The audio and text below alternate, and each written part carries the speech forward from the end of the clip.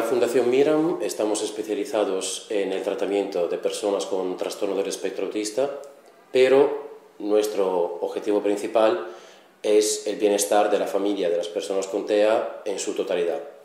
Por eso, hace 5 años implantamos el servicio de apoyo familiar que acompaña desde el punto de vista social y psicológico a las familias, tanto en el momento del diagnóstico como a lo largo de toda la intervención.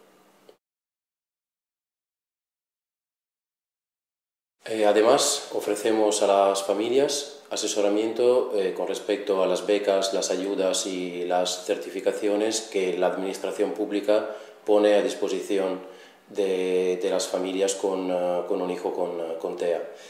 Y informamos de forma puntual de todas las convocatorias en el momento en el que son publicadas.